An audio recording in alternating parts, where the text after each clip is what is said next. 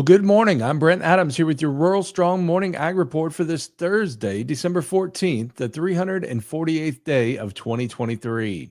Leading off the headlines this morning, Congress is about to go home for Christmas, but there will be no farm or spending bills among its Christmas presents this year. The old farm bill got extended for the rest of the new fiscal year in a stopgap spending bill, but House Ag Chair G.T. Thompson argues it is not and should not be in lieu of a comprehensive and thoughtful bipartisan 5-year reauthorization of the Farm Bill. However, significant headwinds exist. These range from the stark politics of the 118th Congress to the costs and funding constraints across the 12 titles of the Farm Bill. It's made worse by the continued House-Senate impasse over spending bills complicating the path for a new farm bill. Senate Appropriations Chair Patty Murray. We are 38 days from the first government funding deadline that the Speaker set. I don't think the American people want to see food safety inspectors or air traffic controllers furloughed.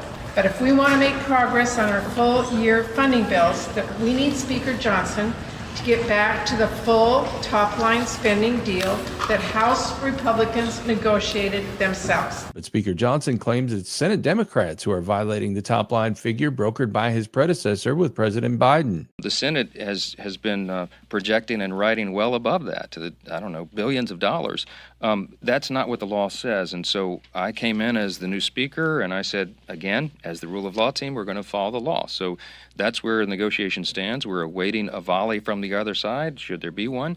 But the House has done its job. Passing, Johnson says, 7 of the 12 annual spending bills while sidelining several and defeating that for USDA over policy riders and spending cuts.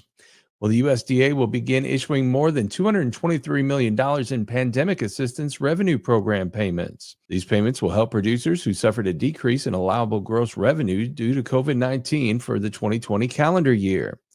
Eligible applicants must have been in the farming business during at least part of the 2020 calendar year and had a 15% or greater decrease in allowable gross revenue for the 2020 calendar year as compared to a baseline year.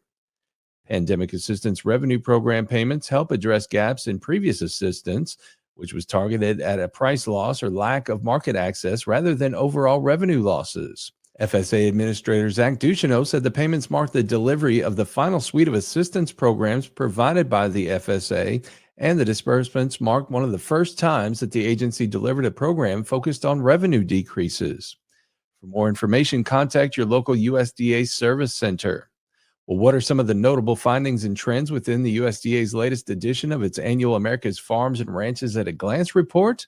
Here with those details is USDA Radio's Rod Bain. It's a family business, farming for the most part. Small family farms made up 88% of the farm count and operated 46% of the farmland, but generated only 19% of the total value of production. USDA economic researcher Catherine Lacey presenting findings from the latest edition of America's Farm and Ranches at a Glance report. Other information gleaned from the report for the 2022 calendar year includes the share of farms with a low-risk operating profit margin varied by farm size in 2022. About 26% of all U.S. farms held any debt in 2022, and the majority, which was 67% of farms with debt, used only one lender. Farm households in general were not considered low income or low wealth.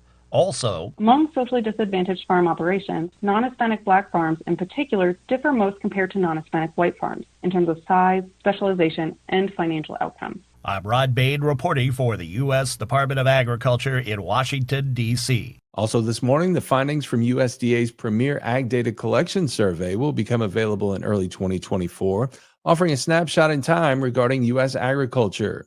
Here one final time is Rod Bain. The results will soon be available to the public. The findings of USDA's 2022 Census of Agriculture. We're looking for a good product to be available on the 13th of February. Joe Prusacki of the Agriculture Department's National Agricultural Statistics Service realizes some wonder why a census where data was collected in late 2022 and early 2023 is being released in early 2024. It takes all of 23 to compile data from between 2 and 3 million farmers, so it takes a while. The timing of the release of the 2022 Census of Agriculture results coincides with a major USDA event that same week in February. 100th year of the Ag Outlook Forum and NAS, we have 2 sessions related to the census going on, so we will be able to share the information with the broader agriculture community that's at that event on specific topics. I'm Rod Bain reporting for the U.S. Department of Agriculture in Washington, D.C. And finally, this morning, the National Corn Growers Association announced the winners of the 2023 National Corn Yield Contest.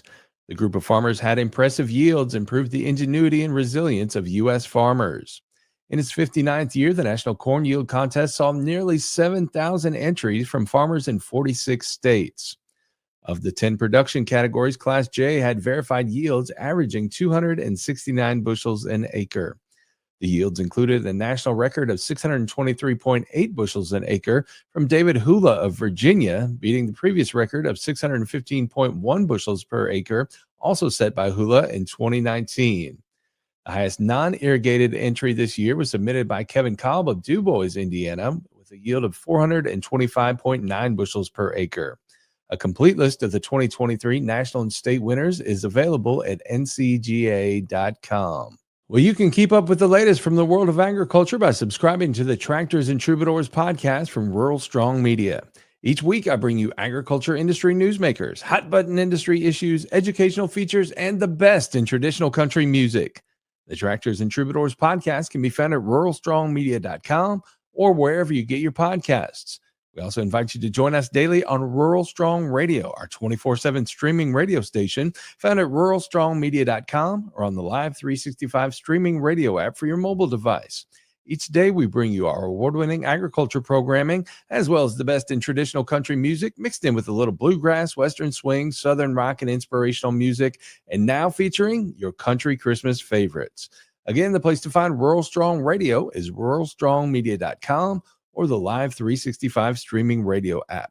We're portable, so take us with you everywhere you go while you're working on the farm or ranch. We'll get you through those long, challenging days.